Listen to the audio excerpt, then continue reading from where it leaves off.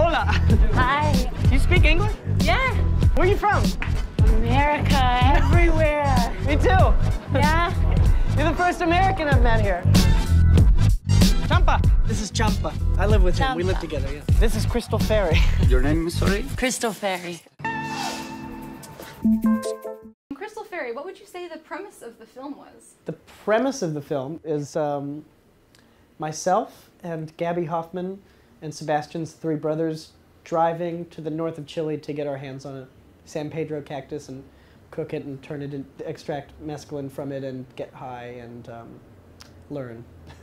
So I heard of the film was largely improvised. That is actually a misconception of the film, I think. It's been misunderstood because the fact that we did not have a full-length screenplay doesn't mean that the movie was improvised. Like, we had like 12 pages of a very thought-out outline on which we knew exactly what had to take place in each scene, and every character, every actor had a responsibility on every scene to keep the story going and the narrative unfolding. So basically what we had, it was a screenplay without dialogues, but everybody that knows the screenwriting craft is like actions, basically. It's only actions after action after action. And even some of the dialogues we had written or at least talked about before we shot it. So describe the characters, because the characters are very, are they self-created? This really did happen. This is a true story. So Crystal Ferry was a real person that Sebastian knew that is from San Francisco. Yeah, Crystal Ferry is from San Francisco. So Crystal, if you ever get to see this, please reach out. He hasn't been in touch with her. Yeah, I never talked to her again. I didn't have her email or her real name. I met her when I was 20 in Chile. She was This whole movie is like a Craigslist ad, basically. You just want to find Crystal Ferry and someday... I hope so, and hug her. Yeah, I don't have any other plan. What was the message of the whole movie? Was it just kind of to find her, or was it... No.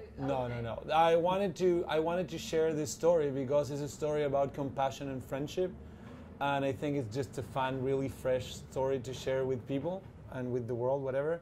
But then, yeah, I really hope that I encounter Crystal Ferry again.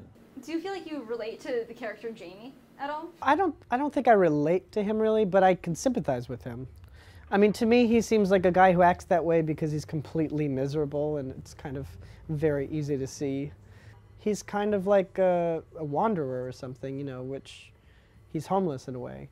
And they kind of have that in common, he and Crystal Ferry. And he's very obsessive over the cactus. You know, the cactus is like a big mission, you know. So does the cactus represent anything? I personally can relate to the obsessiveness of the character of Jamie, and I think because that would be me in the real story, Jamie. And I think, I could be like that. As a director, you kind of like have to be a little obsessive and bossy and sort of like driven, like Jamie is in this story. So I can relate to him, but the cactus doesn't have any meaning other than Jamie's goal, you know, like he needs to make a checkpoint next to mescaline. Yeah. It feels that it's really important for him, more than even go through the experience of experimenting with mescaline, is really to make a checkpoint next to the... He goes through kind of like a metamorphosis. Well, I don't think it's that significant. I don't think he's like transformed at the end of the movie.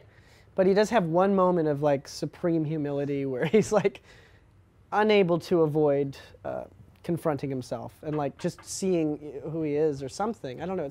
It's a little vague what happens when he has this panic attack, but he comes out of it because of the generosity of the brothers and how patient they are and how compassionate they are. And he gets to a point where he is able to just appreciate that and like...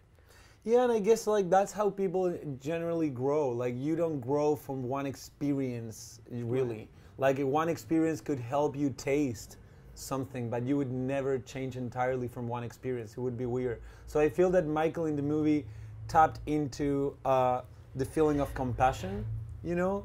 But then by the end of the movie, he also says like, yeah, she never saw their faces in the mountains. So. There's no full redemption for any of the characters, but they all learned something about themselves, and you only hope that they would learn a little more. Yeah. So the movie comes out July 19th in San Francisco. So if you can describe this movie in 3 words, what would it be? Fun, fun, fun. Yeah. Fun. Full of fun. Full of fun. There's so much fun. Desert lady. Desert crazy. Drugs.